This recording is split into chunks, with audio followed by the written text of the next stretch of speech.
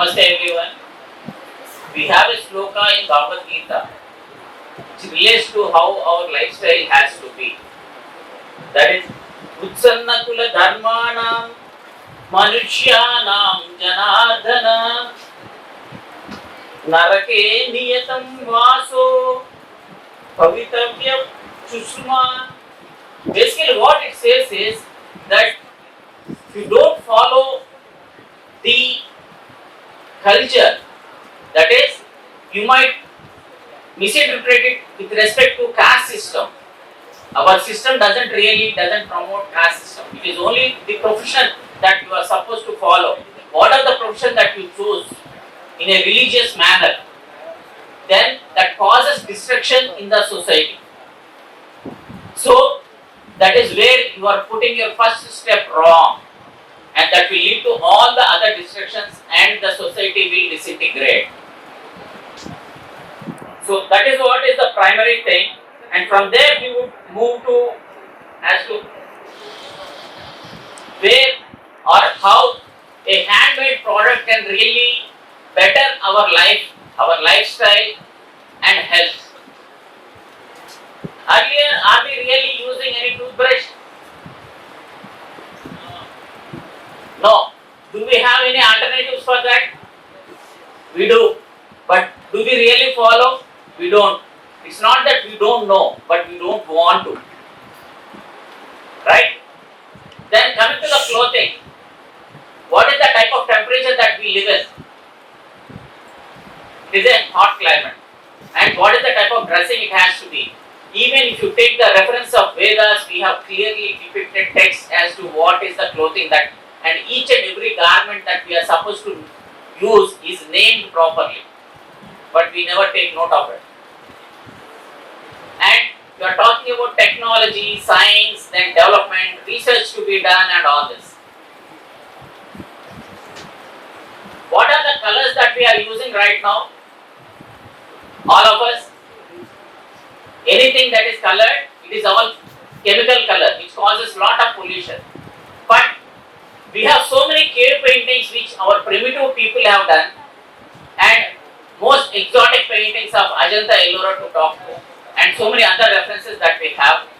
They are all done with natural colors. They are starting right from the colors from the stone to colors from the plant material. But where are we? Can we really do a normal wall coloring with natural colors now? Yes, people are reviving and we stand there. But can we really do a coloring on the stone? No, we can't. Because we lost the technology. And coming to eating, food habits and all that. What was the system that was followed by the primitive man? How was he eating food? He was using leaf plates. Right? So we just started our work about 2 years back, trying to understand what are the different leaf plates that are being used. And recently I came across somebody who was making leaf plates using dried lotus leaf. Has anybody heard of this earlier? Dried lotus leaf being used for making leaf plates. Anyone please?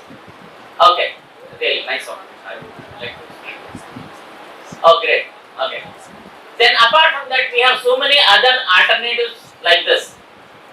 And just today there is one article wherein we've been working on it for past 6 years, wherein what are the pillows that we use, what is it containing?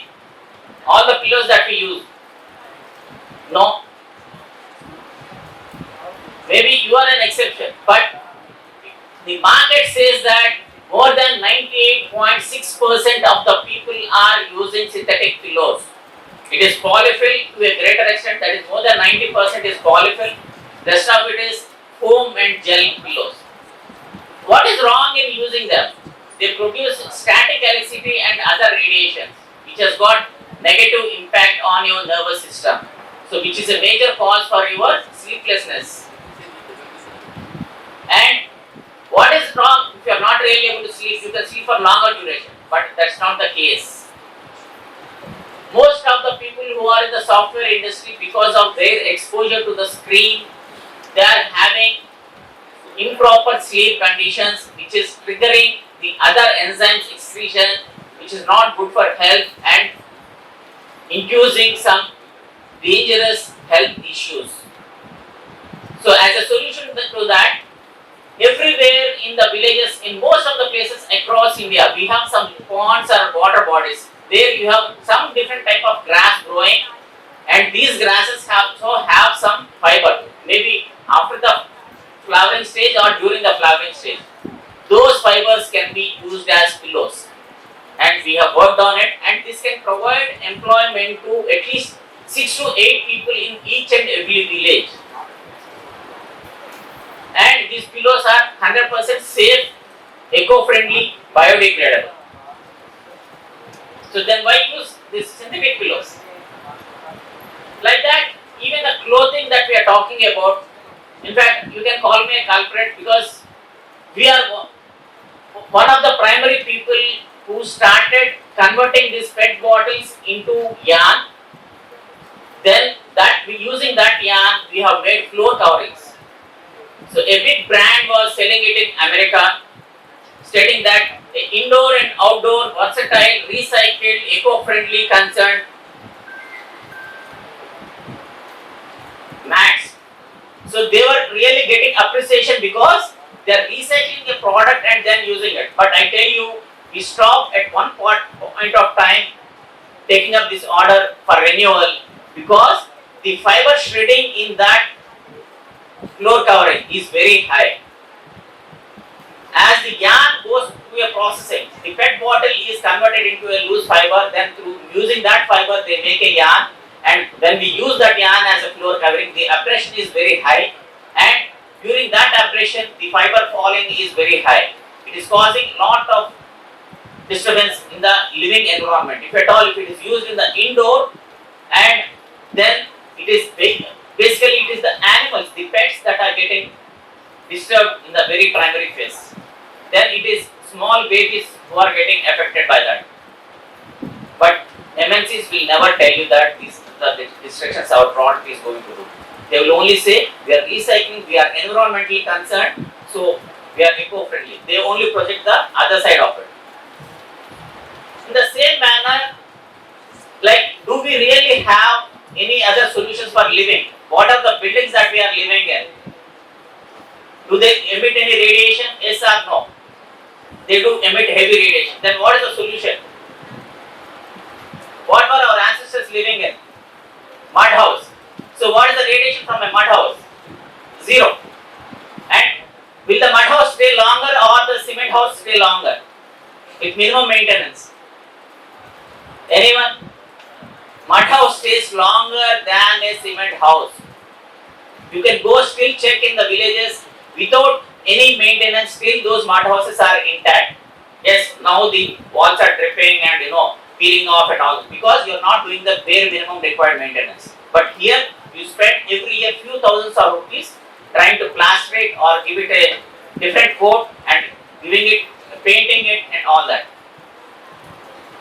Why? But when it comes to mud house, what is the trend now? We have observed that now the highest paid nation or the masonry that you call or the engineer is the one who can construct a mud house. And the way of making a mud house differs from area to area in a slightly fractional manner, not much. If you take the case of Telangana, you have a creeper by name Dusiri. They also eat that leaf because it has got very good health benefits. Then apart from that, the Dusiri, it is nothing but a creeper. They break that creeper into small pieces, mix it with the soil that you are using, allow it to mature. There is a maturation process and they construct. That gives enormous strength to the buildings here.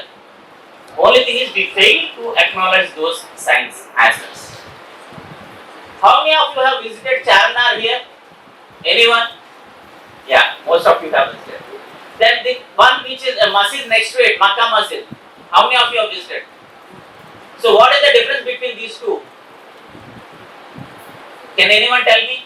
What is the difference between Charnar and Makkah Masjid? Yes, sir.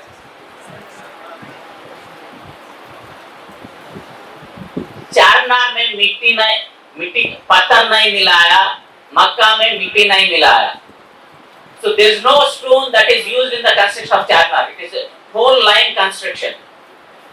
Whereas when it comes to Makkah Masjid, it is whole stone construction. No soil being used, but still they are staying good. After 400 years, we still have almost 420 years or 430 years, still Charminar is standing good. Then, what is wrong with that? Only thing is our perception is wrong. We are not really able to appreciate, acknowledge things. And supposing that you go to this Ajanta Ellora caves, they are all natural paintings done right from 2nd century till late 9th century and beyond. But still, even as on date, those paintings are intact. Only during the process, some people were living there and they have given up their lives, so they were cooking food and all that. Because of that, there is a smoke layer and all that. I don't want to get into that, to take a little more time. But we were reviving a 400-year-old handmade paper industry in Aurangabad. That time I had the privilege to see these with a special access wherein, even the enclosures which are closed for normal public, I could access. And unfortunately, we never really acknowledge that. And we say, even the guides over there, they tell you that, sir, this indigo is brought from Iran. It is rubbish. We were the people who were exporting indigo to the world. Apart from indigo, what was the other thing that we were exporting to the world with respect to color, please? Anyone, any idea? We are working on this project for almost 6 months since in Bihar. It is a color of yellow used as a tilak. I'm sorry, it's not turmeric. A color of yellow prepared with cow urine and other things. There's a lot of confusion in the process, so I'm not clear. I can't share it with you right now. We're still exploring the procedure.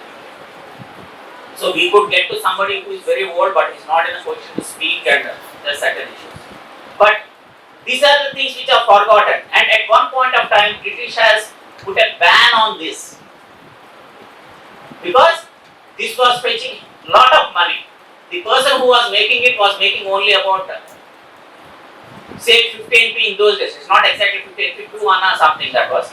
Then the trader was selling it for 2 rupees. Then by the time it was exported, it was in few hundreds. And most of the exotic paintings abroad are made using this yellow color along with indigo. The last thing before I conclude, I want to tell you is, how many of you have visited Ajanta Ellora? Okay. What is the best thing to see in Ajanta? When you say Ajanta, you relate to some painting. What is the painting? If I am right, it is Padmapani. Yes? Do you accept it? A person standing with a lotus, holding a lotus. So, all of you have watched that. What is so special about Padmapani?